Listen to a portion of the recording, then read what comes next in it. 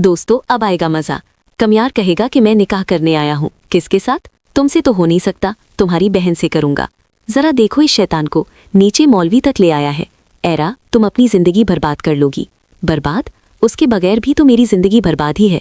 सिर्फ एक छूट की वजह से आप लोगों ने मुझे कितना जलील किया। मैं चीख चीख कर कहता रहा कि मेरी कोई गलती नहीं, लेकिन किसी ने मेरी बात नहीं सुनी। अब मैं भी अपना फैसला कर चुका हूँ और उस फैसले में तुम्हारी कोई जगह नहीं होगी। अजीब इत्तेफाक है, मैं पहले भी इस घर आया था आपकी बेटी से शादी का रिश्ता लेकर। उस दिन मुझे धक्के मारकर निकाला गया था।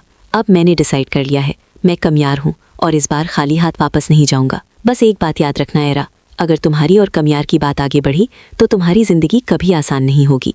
अगर मैं भी तुम्हारे साथ वही करूं जो तुमने मेरे साथ किया तो फिर हम दोनों में फर्क ही क्या रह जाएगा। एरा ने कमियार से शादी का फैसला तो कर लिया है, लेकिन उसे अच्छी तरह पता है कि घर वालों का रिएक्शन तूफान बनकर आएगा। उसका बाप कमियार का नाम सुनना भी बर्दाश्त नहीं करता। जब एरा घर वापस आती है और अपनी माँ और बहन को बताती है कि वो कमियार से शादी का वादा कर चुकी है तो उसकी माँ के पाँव के नीचे से जमीन निकल जाती है। तुम अपने हाथों से अपनी जिंदगी क्यों बर्बाद करना चाहती हो एरा?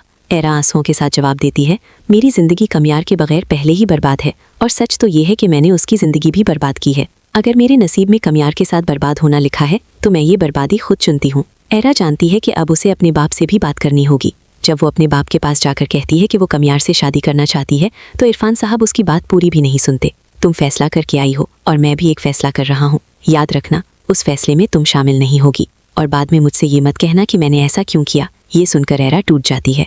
वो फौरन कमियार को फ़ोन करती है, मैं स्टैंड ले चुकी हूँ, मैं तुमसे शादी करना चाहती हूँ, कहीं तुम भी पलट तो नहीं जाओगे। कमियार सख्त लहजे में जवाब देता है, मैं भी तुमसे शादी करने आया था, उस दिन तुम पलट गई थी। इसका मतलब ये नहीं कि मैं भी आखिरी वक्त पर पलट जाऊँ। अगर मैं ऐसा करूँ तो फिर तुम में और मुझ में कोई फ़र्क नहीं रहेगा। अगली ही सुबह कमियार मौलवी को साथ लेकर एरा के घर के दरवाजे पर खड़ा होता है। जैसे ही नादिर दरवाज़ा खोलता है सामने कमियार को देखकर हैरान रह जाता है। तुम यहाँ क्यों आए हो? मैं तुम्हारी बहन से शादी करने आया हूँ।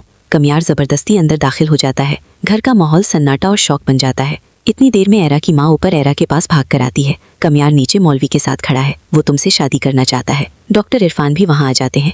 मैंने तुम्हें मना किया था कि तुम यहाँ मत आना, फिर भी तुम आ गए। कमियार गुस्से और दर्द के साथ कहता है, आपने तब भी मेरी बात नहीं सुनी थी। जब मैं इज्जत के साथ रिश्ता लेकर आया था आपने मुझे धक्के देकर निकाल दिया था, लेकिन आज मैं एरा से शादी किए बगैर इस घर से नहीं जाऊंगा।